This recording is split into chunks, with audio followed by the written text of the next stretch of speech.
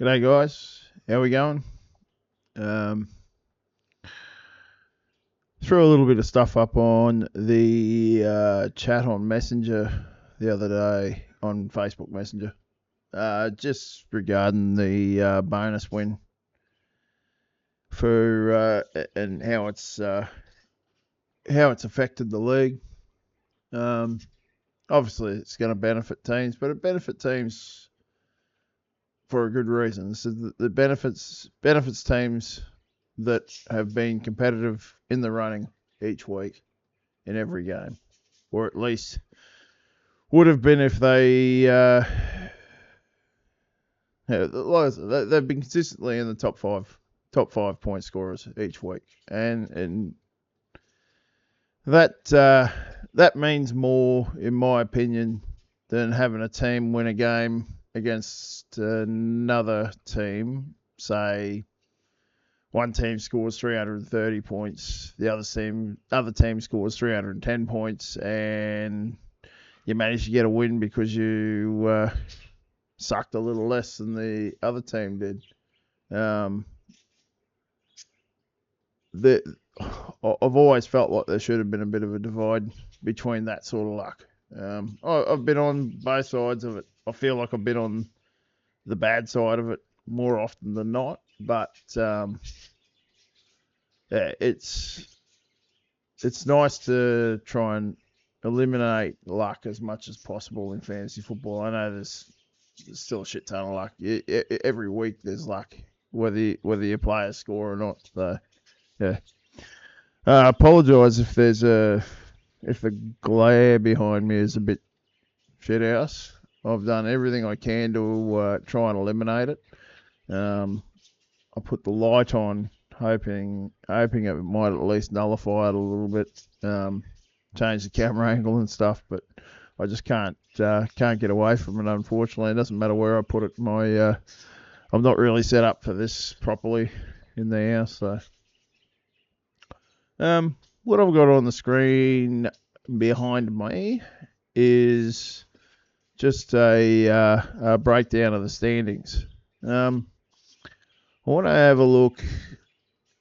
But I want to have a look at each conference and see how tight the playoff race is at the midway point of the season. So I'll start off in the Lambo Conference. You can see here currently the top record in the conference is the Staten Island Staplemans. Sean Smolens at 9-3. He's been scoring really well of late. I think he started off a little bit slow, but yeah, the last few weeks he's been going really well. As you can see by his total points scored there, which is under the PF column there for 2,530.85. So yeah, he's definitely amped it up, and separated himself probably as the current favourite for the conference. Next record wise would be Chicago Tigers, Jared at 8-4. Also been scoring well of late. Got a big win against Jake last week. So, and then you've got 4 teams tied on 7-5, which if the season was to end today, those 4 teams would be in the playoffs. Pretty closely matched teams, and probably, if you're looking at it this way, the unluckiest team would be the Muncie Flyers, Joey, who would just be on the outside looking in on the playoffs with a game out of them.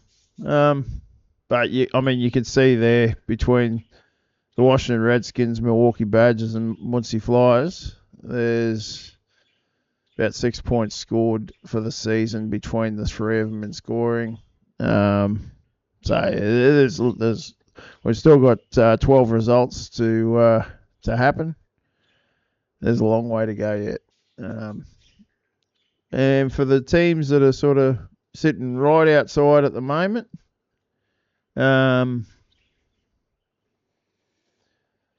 What do we got? Detroit, Urang, and Rock Island. You'd be surprised how quickly something can turn on its head in this league, especially with that the bonus win system. If you start ripping a couple of weeks in a row where you win multiple games and a couple of those teams on the fringe playoff fringes don't, they start missing and putting up donuts for the week.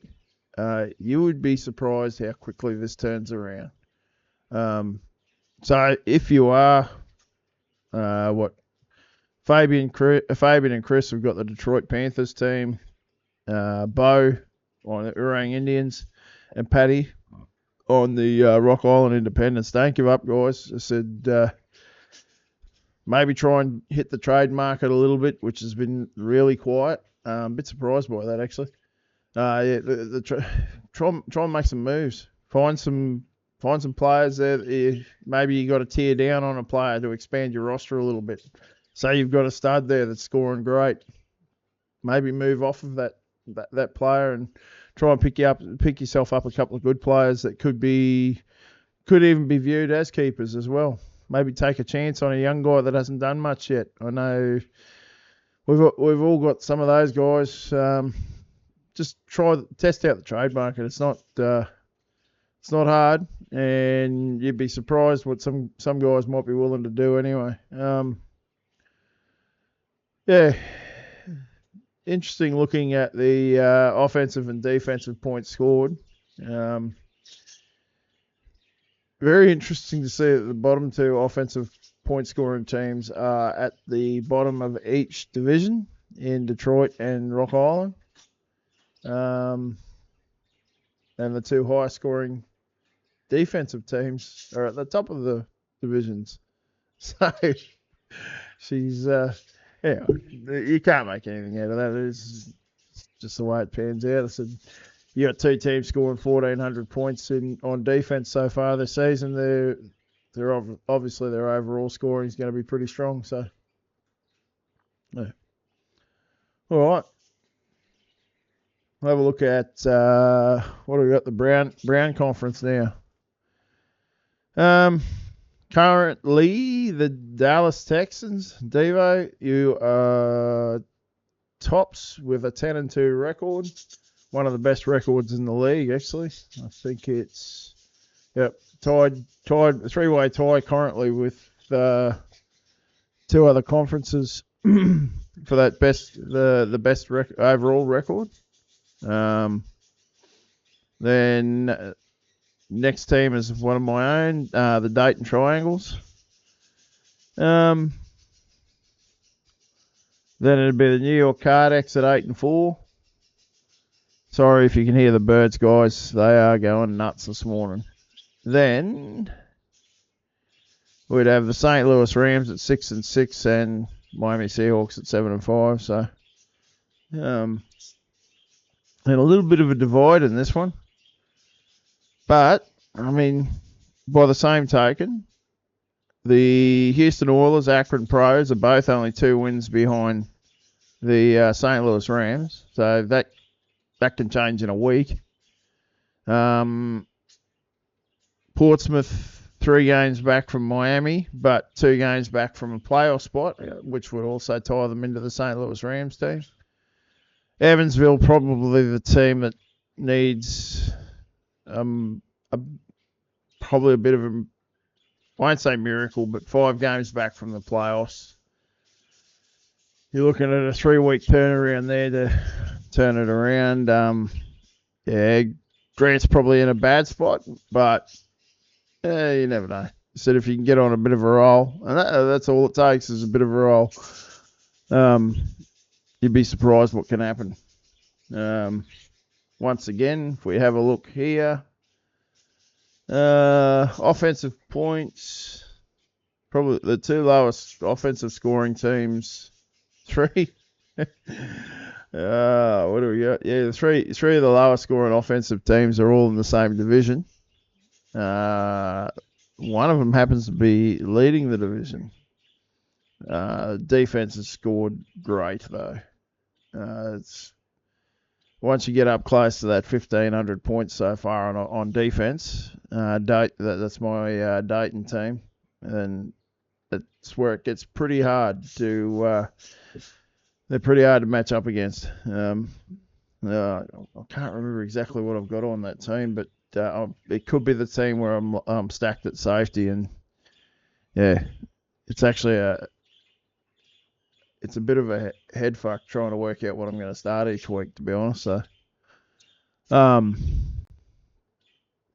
yeah, I'd definitely be in the market for something to try and improve my offense. If anyone's interested out there looking for some defensive help, so and yeah, Miami got the lowest scoring offense in the Graham division, but not that far back, really. I mean, yeah. So the defense, yeah, Dayton's defense is by far and away the highest scoring defense. It's actually a huge gap back to the next team in the conference. So I think the next team would be the Dallas Texans. So nearly over 150 points back. So. And overall scoring wise in the conference, Dayton is the highest scoring team, just ahead of the New York Cardex. Yep. All right. In the Lombardi Conference. God, these birds are going crazy. I don't know if you guys can hear this, but it is nuts.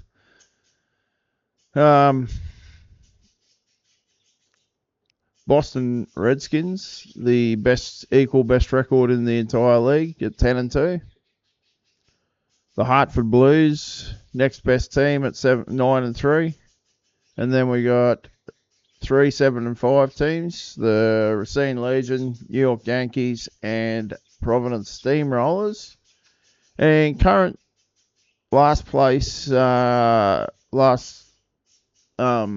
spot would be Decatur Staleys if it was to end today. But Rochester, Duluth, and Canton all really close behind. There's only 2 games between all those teams to the last playoff spot, and only 4 games if you want to go up to the next level in the playoffs.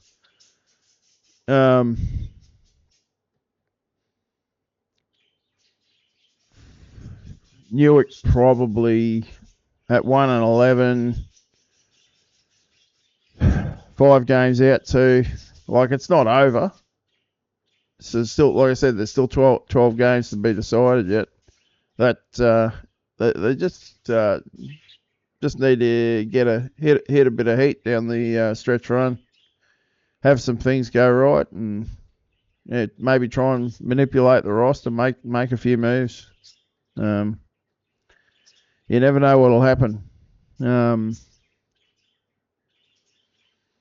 Interesting how low a scoring. You got the same sort of thing happening here with the offensive points for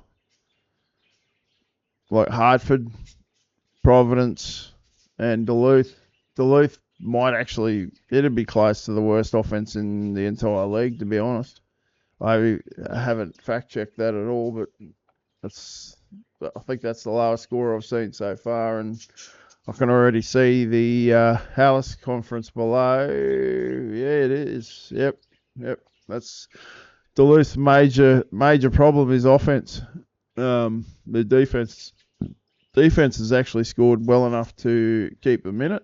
The offense have done everything they can not to have them competing. Let's have a look. Who's the highest scoring teams? Racine, highest scoring team in the conference, just ahead of Providence, and a bit of a gap back to Decatur, I think, by the look of it. Yeah, Decatur, the next highest scoring team. And offensive wise, The Racine team is the highest scoring offense. I know it's one of the highest scoring offenses in the league. Actually, I don't know if it's still at the absolute top anymore, but it was definitely up there. Highest scoring defense is Providence by a country mile. They're a couple of 100 points nearly ahead of just about everyone. So, with the Racine, Yankees, and Duluth all having pretty solid pretty solid defenses. Quite a lot of the teams around that sort of 12 to 1300 point mark. So, yeah. But yeah, definitely a lot of water to go under the bridge there. Yep. All right, last conference, the Hellas Conference. The top team in the entire league, and probably the absolute favourite to take the entire league out, is the LA Dons, the Boriches. Easily the highest scoring team in the league, 10-2 record. Next best record is the Buffalo Bison at 9-3, and they're probably pretty damn close to the second highest scoring team if I had to guess. Yes, they are. 25, 60, 74 puts them in second spot overall point scoring as well. Next best record is the Hammond Pros at 8-4, leading the Nagurski division. Then you've got 7-5, each of 2 for Frankfurt Yellow Jackets and the Pottsville Maroons, and tight one for the last playoff spot under current standings, with the Chicago Cardinals and the Washington Senators tied at 6-6. If the season finished today, the Senators would grab the last playoff spot, but there's still a long way to go there. Boston Bulldogs are only 2 games out of the playoffs, so that's one good week. You could easily be sitting in that spot. Memphis, Ricky, 3 games out. Definitely nowhere near done and dusted there, so that team can easily get into the playoffs. And unfortunately for Gordon, the Cleveland Rams, it probably is building for next season. Would be hard to really see you make a run, mate. I said your team's actually gone alright of late, but maybe try and offload some offense or something for some draft picks. The Boston Bulldogs, they had the second worst offense, I think, in the league so far. If you could try and make some moves to get a couple of offensive pieces, you could definitely be right back in this. It's not out of the realms of possibilities at all. What are we looking at? Best defense in the league, yes, would belong to the LA Dons, literally just a hair ahead of the Buffalo Bison. 15-29 and 15-27 is pretty damn close. Both very high scoring defenses. I'm pretty sure that is, definitely the highest scorer. If you're getting up around, like I said with my team there earlier, the Dayton Triangles, if you're getting up anywhere near that 1,500 points, that's huge defensive points. Very hard to beat when you're churning out that sort of points on a consistent basis. So, I think that's basically all I had. What I will do, I don't know how well this is going to pop up on the screen here. Being better if I could actually spell. All right.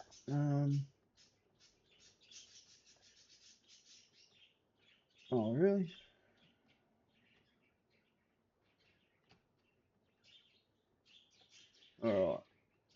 let me see. There it is.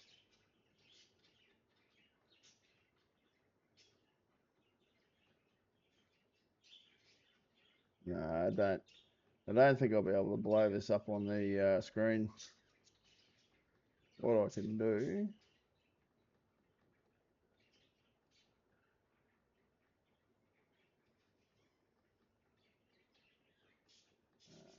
It's not going to let me, I don't think. So, I'll bring it over here, but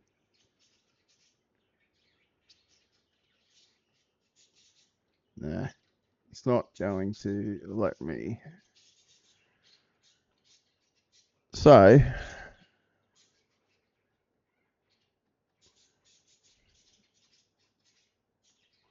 I know what I can do. Do. There we go. I'm going to, oops, get rid of that. And I'll just quickly throw up a,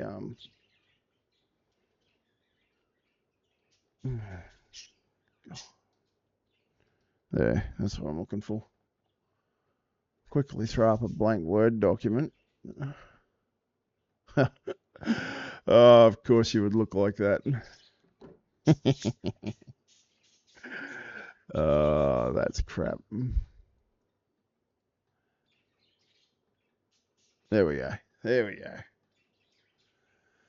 All right. So, as I spoke about at the start of the start of this is the records and how it's been affected by the bonus win.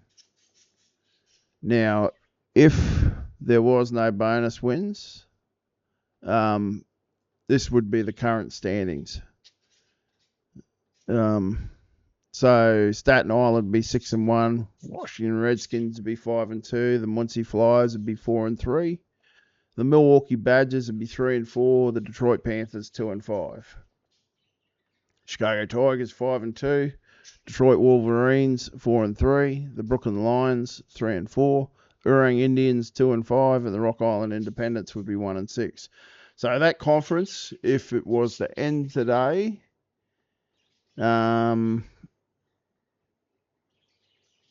there would be the top three there, and so Staten Island, Washington, and Muncie, Chicago, Detroit, and Brooklyn would be the playoff teams.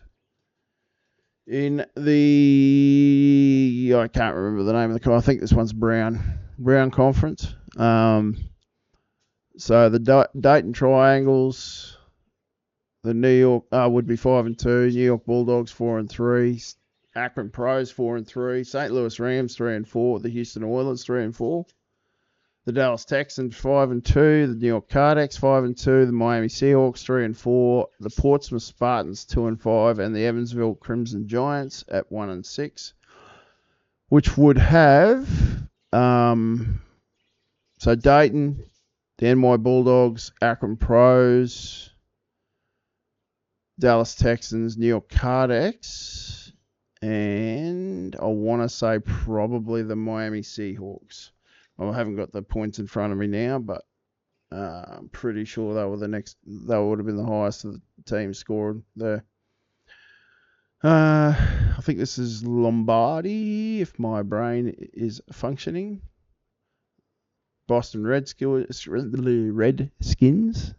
6-1. Racine Legion 5-2. New York Yankees 4-3. Canton Bulldogs 3-4. New York Tornadoes 1-6. The Hartford Blues would be 5-2. Providence Steamrollers 3-4. Decatur Staleys 3-4. The Rochester Jeffersons 3-4. The Duluth Eskimos 2-5. So if the playoffs were to begin today, it would be Boston, Racine, New York Yankees, Hartford Blues, then maybe Providence, I think, definitely would have been in there. 2, 3, possibly Decatur. It'd be between Decatur and Canton. I'm not sure what the points were there. I think Decatur might have been ahead. And in the last division, or conference, not division, The Hammond Pros would be 6-1. The Chicago Cardinals would be 4-3. The Pottsville Maroons would be 3-4. The Boston Bulldogs would be 3-4, and the Cleveland Rams would be 0-7. LA Dons would be 5-2. The Buffalo Bison would be 5-2. The Frankfurt Yellowjacks would be 4-3. Washington Senators 4-3, and the Memphis Hound Dogs would be 1-6. So if the playoffs were to begin, the Hammond Pros, the LA Dons, Buffalo Bison, Chicago Cardinals, Frankfurt Yellow Jackets, and the Washington Senators would be the playoff teams. Anyway,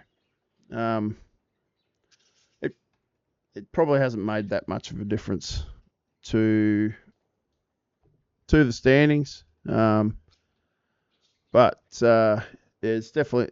I think this is definitely a fairer method than the standard old head-to-head, but rewards a lot of luck than it does anything else. So anyway, guys, thanks for watching. If you did, good luck for this week and for the rest of the season. I'll try and do another update probably in about 3 weeks' time once we hit that, when we're heading into the last quarter of the season, of the regular season anyway. Thanks, guys. See you later, hey?